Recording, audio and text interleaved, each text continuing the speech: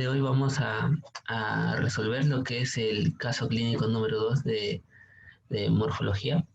Y bueno, es el tema prácticamente hipertensión arterial, una cardiopatía hipertensiva. Vamos a resolver cada una de las preguntas que nos ha presentado el caso clínico y vamos a explicar cada una de las preguntas para que de esa manera se pueda comprender cada información que se ha preparado, ¿sí? A ver, vamos a empezar primero leyendo el caso clínico. Va a ser, a ver un momentito.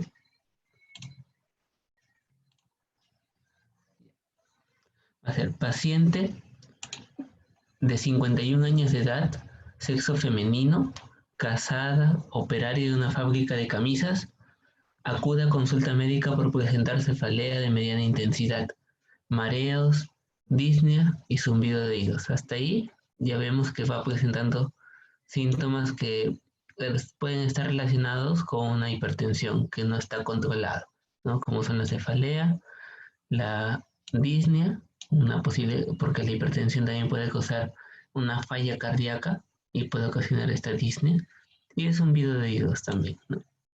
Zumbido de oídos, que también lo relacionan.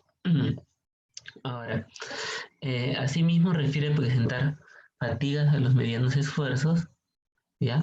Esto quiere decir disnea a los medianos esfuerzos, realiza una actividad y ya se está cansando. Y esto va desde hace varios años, o sea, tiene una evolución crónica. Ha tenido probablemente una hipertensión arterial de larga evolución sin que se dé cuenta, nunca se ha tratado, tal vez malos estilos de vida, y eso ha ido ocasionando con los años estos síntomas que son ya manifestaciones de los que es una lesión a nivel cardíaco, ¿no? Tenemos que esas manifestaciones se han incrementado en los últimos meses. Esto quiere decir que tiene un curso progresivo. La enfermedad va avanzando, va, de, va empeorando. Cada vez que pasa el tiempo sin tratamiento, va empeorando y los daños se van haciendo más irreversibles. Y también agrega que presenta edema en las piernas, edema en los miembros inferiores.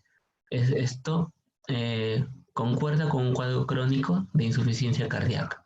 ¿Está bien? Ahora, en el examen físico nos muestra que tiene una presión arterial de 175 sobre 110. Presión sistólica de 175 sobre 110. Un pulso arterial de 96, una frecuencia respiratoria de 18, por lo que están normales, y una temperatura de 37. Una temperatura normal, lo que descarta prácticamente una infección, ¿no? Ahora, tenemos un regular estado general y un regular estado de nutrición. Este hay que tomarlo en cuenta también un regular estado de nutrición, ya que puede significar que tenga la paciente sobrepeso, obesidad o que esté desnutrida también, pues, ¿no? Tenemos que tiene una piel sudorosa y bueno, y aquí vienen los datos más importantes en la historia clínica que tenemos que tener en cuenta. La exploración cardiovascular. Primero lo vamos a evidenciar a nivel de cuello, palpando el pulso carotídeo, que en este caso va a ser intenso, es decir, va a tener una amplitud más, eh, más grande.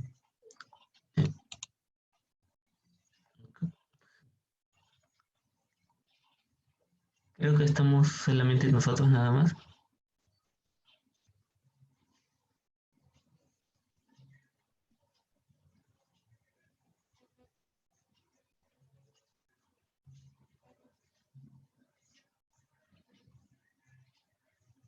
Eh, Disculpe, ¿continuamos o...?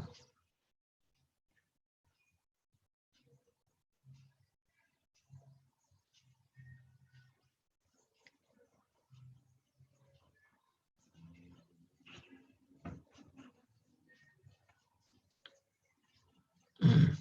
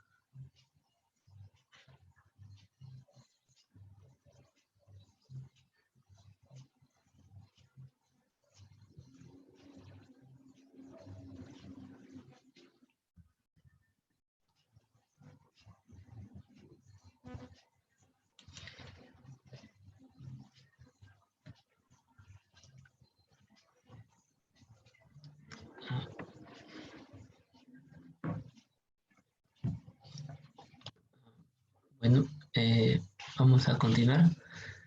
En cuanto a los datos de la exploración física, tenemos el pulso carotidio intenso, es decir, la fuerza con la que lo vamos a palpar, lo vamos a sentir a nivel del cuello, va a estar incrementada, lo vamos a sentir mucho más fuerte.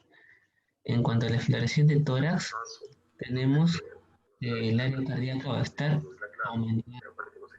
¿Cómo vamos a determinar Profesor, dígame, dígame? ya, ¿sí está todo bien? Parece que me escribió un mensaje. Ah, sí, es que parece que no había nadie, no sabía si continuar. Ah, a ver,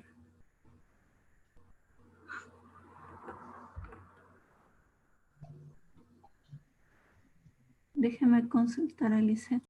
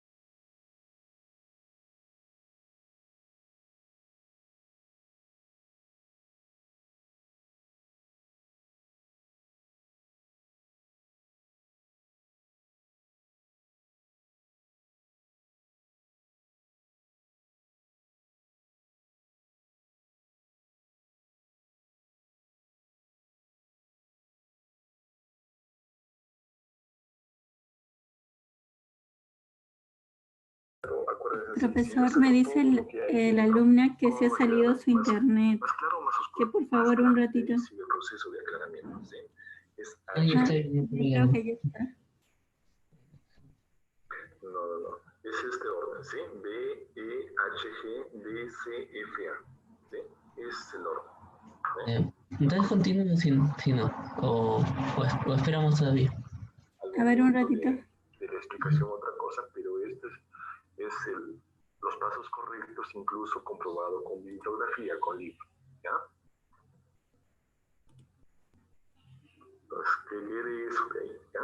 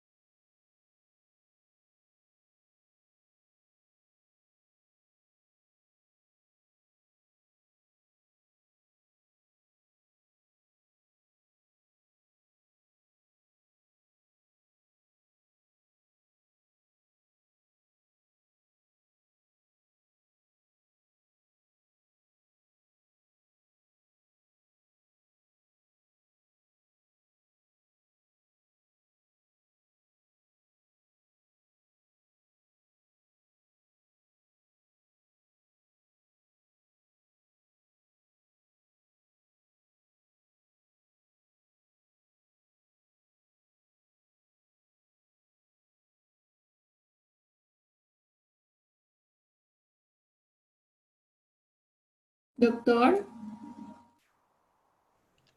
Sí.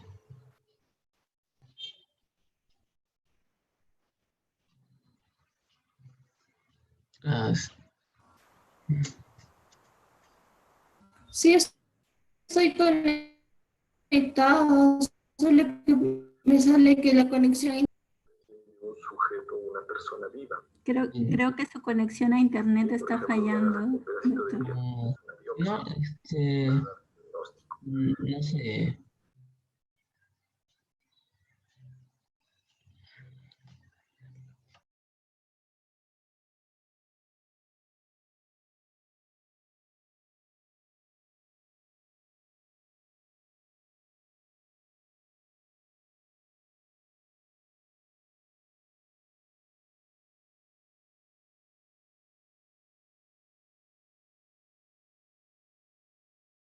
Pero, La necropsia, profesor, siga, dice que sí logra escuchar. de manera más ordenada.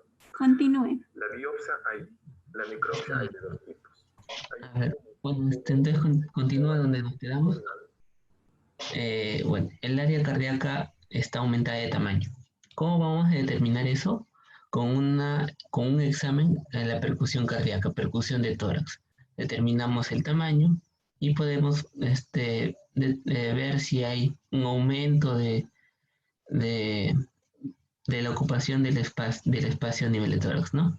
Es un signo inespecífico, es algo que ya se ha dejado ya de lado hace muchos años, sin embargo es algo que aún se evalúa, algo que algunos doctores ya de muchos años utilizan aún, sin embargo su utilidad es muy dudosa y por la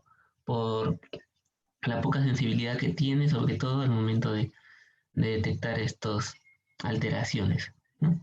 Tenemos ruidos cardíacos aumentados de intensidad, es decir, que están a la auscultación con el estetoscopio y se van a escuchar de manera más fuerte, más notoria, y va a haber un desdoblamiento del ruido 1, del ruido cardíaco 1. El ruido cardíaco 1 generalmente se corresponde con el cierre de las válvulas auriculo-ventriculares, ¿ya? Hay un desdoblamiento en ese ruido 1, ya que el ruido 1 tiene dos componentes, el componente mitral y el componente tricuspidio. Y bueno, generalmente se escucha como un solo ruido porque las dos válvulas se cierran al mismo tiempo. Entonces, al haber un desdoblamiento del ruido 1, quiere decir que estos dos componentes, es decir, las válvulas no se están cerrando al mismo tiempo, sino que se están separando.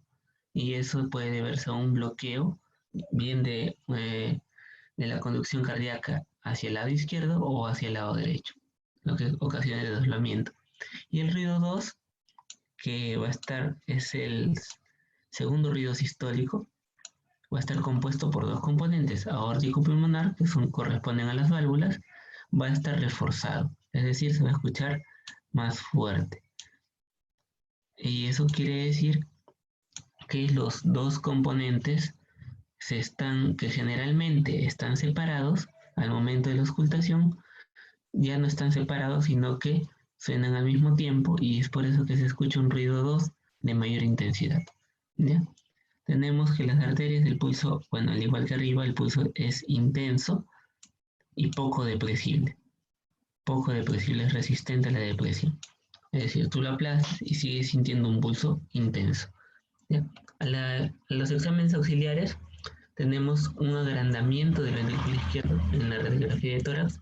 Eso corresponde con una hipertrofia ventricular izquierda, y eso se puede calcular con el índice torácico y midiendo la dimensión que tiene en la radiografía el ventrículo izquierdo, ¿no? Que es prácticamente lo doctor, que se ve. porque porque el ventrículo izquierdo está agrandado, es por eso que el área cardíaca está de mayor tamaño, ¿no?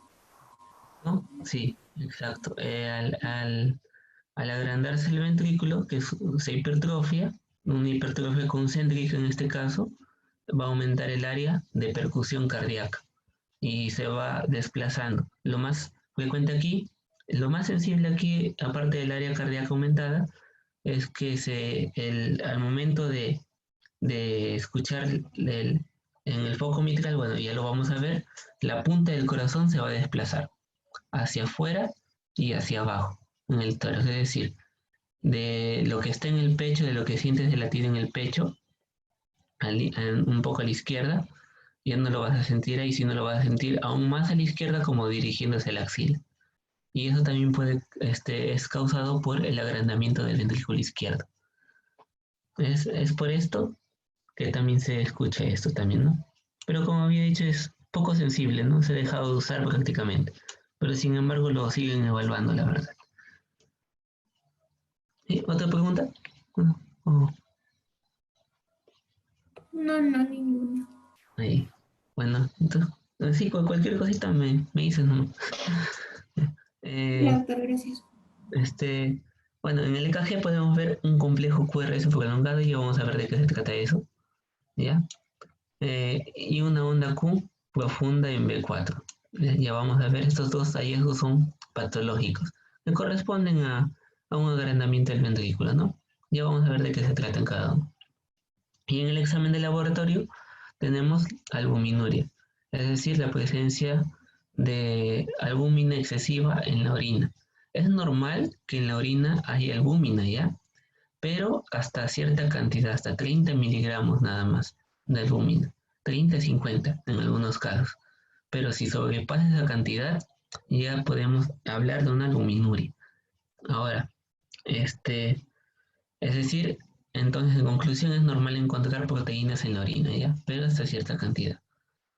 Si encontramos una cantidad excesiva, ya le llevamos albuminuria. ¿Por qué albuminuria? Porque al final la albúmina es la proteína más abundante que hay en el cuerpo, ¿no? En la sangre, y al momento de hallarla en la orina es el componente más abundante, ¿no? Aparte puede haber otras proteínas en la orina, pero sin embargo son en menor cantidad. Doctor, Dígame. ¿la albuminuria haría que la sangre sea más viscosa o no alteraría en eso? No. La viscosidad de la sangre depende más que todo de la cantidad de glóbulos rojos. Si la albuminuria hace que... ¿La albuminuria qué hace? Está en los vasos sanguíneos y causa lo que llamamos la presión oncótica. Y esa presión oncótica impide que, que el líquido que está dentro de los vasos sanguíneos pase al líquido intersticial. Entonces, esa es la función de la albúmina, no aparte de transportar fármacos u otras sustancias, aparte. Esa es una función esencial. Porque, Sí, dime.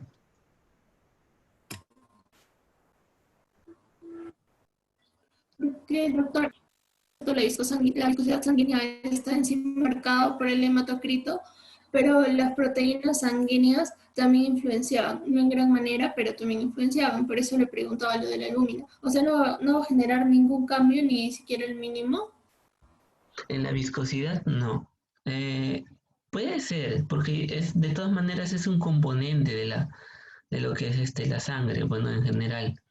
Pero en sí la viscosidad sanguínea más está marcada por la masa de glóbulos rojos, ya que corresponden prácticamente el 55% de los componentes de la sangre, ¿no? Y las proteínas, el 45%.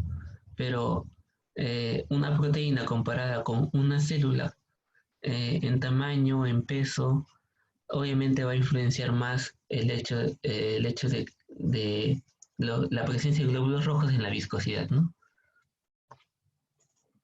Más que todo, la albúmina va con... Ahí, sí, ahí está bien, no te preocupes.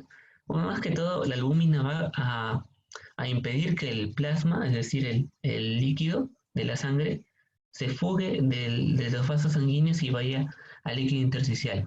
Y como este paciente está que elimina proteínas en la orina, entonces esta presión oncótica ya no va a estar presente o va a estar presente con menos intensidad, y eso es lo que causa el edema en las piernas.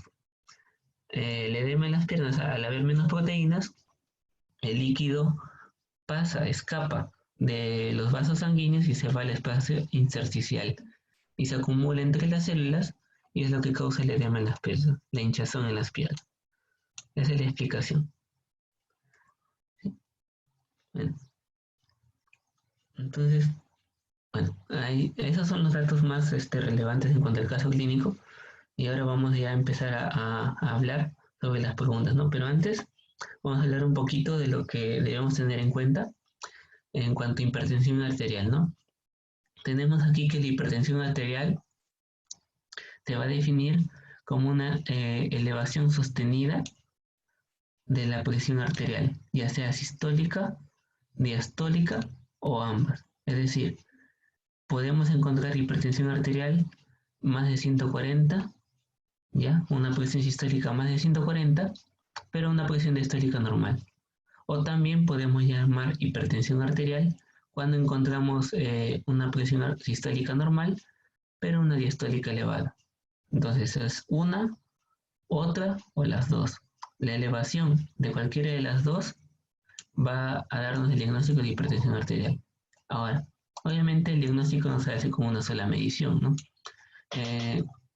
Se hace en 2 o 3 mediciones, separando una semana o cada 2 semanas, ¿no?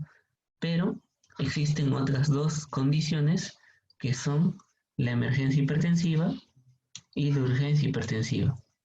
En estos casos, el diagnóstico se hace con una sola medición, ya que en estos casos el paciente va a presentar síntomas relacionados con una hipertensión arterial, con una presión arterial elevada. En ese caso ya no necesitas hacer más mediciones. Haces una nada más, lo correlacionas con los síntomas y ya tienes tu diagnóstico. En cambio, pero generalmente esto ocurre en casos más graves, ¿no? Lo más frecuente es que un paciente hipertenso se presente asintomático. Puede estar con su presión 170 con 120 y el paciente está normal, está haciendo sus cosas, juega con su familia, no tiene ninguna molestia. Y eso es lo más frecuente. Y bueno, es por eso que también es una enfermedad de alta prevalencia en todo el mundo. Y estas son situaciones especiales, ¿no? Ahora, la emergencia hipertensiva se va a definir como el cuadro agudo de hipertensión arterial, ¿ya? Mayor a 180, 110, 120 milímetros de mercurio. Esta es una cantidad referencial, ¿ya? No hay consenso en cuanto a la cantidad, pero se ha visto que a este nivel de presión se observa amenaza para la vida. Ya se observa daño al órgano y ya presenta un cuadro clínico que puede causar la muerte, ¿no? Pero en sí, si el paciente no tiene esta cifra de presión, puede tener aún una emergencia hipertensiva, ¿ya? Porque lo fundamental aquí, en la emergencia hipertensiva, es que haya daño en los órganos blancos, ya sea como corazón o cerebro, y que el cuadro amenace la vida. Si el cuadro no amenaza la vida, o si el cuadro no amenaza la vida, o no hay daño en órganos blancos, no es una emergencia hipertensiva, ¿ya? Esto tiene que quedar bien claro. Ahora, una urgencia hipertensiva es también una elevación abrupta de la presión arterial, y en la que no va a haber daño a órganos blancos, ¿no? O va a haber daños que son crónicos con el pasar del tiempo, debido a una elevación persistente, ¿no? Por eso que también puede causar injuria. Entonces, tenemos que la diferencia entre emergencia y urgencia es la amenaza para la vida y el daño para los órganos, pero sobre todo la amenaza a la vida. Si el paciente viene con un cuadro que está muy grave y con sensación de muerte, es una emergencia hipertensiva, se tiene que actuar rápido. Si el paciente está calmado y tú le hallas por ahí, como en este caso que hemos visto, albuminuria, entonces es una urgencia hipertensiva, ¿no? Tiene un daño, pero no está a punto de morir, no está grave, está estable. Vino a consulta, no vino a servicio de emergencia. Vino esa paciente por sí sola, no vino ayudada por otro, no vino desmayada, ni con algún otro síntoma grave. Entonces podemos decir que este caso se trata de una urgencia hipertensiva, ¿no? Aquí podemos ver un algoritmo diagnóstico, tenemos la cifra de presión, tenemos que evaluar la presión arterial, ¿no? Que sea alta, ¿ya? Puede ser esta cifra, puede que no, pero sobre todo tenemos que evaluar el daño a los órganos blancos. Tenemos que evaluar el daño en el cerebro, que puede ser un stroke, que es un accidente cerebrovascular, una hemorragia intracerebral o síndrome de hipertensión intracraneal también, ¿no? Tenemos la retina, tenemos que evaluar la retina, si hay hemorragia, exudados, papiledema. Tenemos que hallar síntomas de congestión cardíaca, como un síndrome coronario agudo o una insuficiencia cardíaca aguda, ¿no? Estos cuadros son mortales, ¿ya? Un papiledema, ¿por qué es mortal un papiledema? Porque es un signo de hipertensión intracraneal y eso puede matar al paciente, porque la hipertensión intracraneana bien puede ser causada por un tumor, por una hemorragia y causa un efecto de masa. Y al causar un efecto de masa, desplaza al cerebro. Entonces, como el cerebro está encerrado en el cráneo, no tiene por dónde salir. ¿Por dónde va a salir? Por el agujero vertebral. Y eso es lo que se le conoce como hernia, una hernia cerebral, que apenas ocurre esa hernia, lo mata el paciente. Es por eso que tenemos que evaluar. Ahora, tenemos también una disección aórtica. Literalmente, la arteria se parte en dos por un trauma o algo y empieza a sangrar la aorta directamente. Tenemos la insuficiencia renal aguda, lesión renal aguda y los daños microvasculares, ¿no? Como pueden ser la albuminuria, entre otras cosas, ¿no? Ahora, si encontramos estos cuadros que amenazan la vida, vamos a hablar de una emergencia, una emergencia hipertensiva. Y obviamente tiene que ser admitido en el hospital, tiene que tener medicación inmediata para bajar la presión y tiene que tener obviamente un control, ¿no? Ahora, si no encontramos esto, volvemos a medir 20 o 30 minutos después y si vemos que hay síntomas atribuibles a hipertensión arterial, es decir, como hemos encontrado en este paciente, albuminuria, también se tratará de una urgencia. ¿Pero por qué la diferencia? Que la emergencia va a amenazar la vida. Si no amenaza la vida, es una urgencia. ¿Ya? Eso que quede claro. Entonces, en conclusión, quedamos que este caso es un caso de urgencia hipertensiva, ¿no? Y debemos manejar rápido la presión, ajustar medicamentos a largo plazo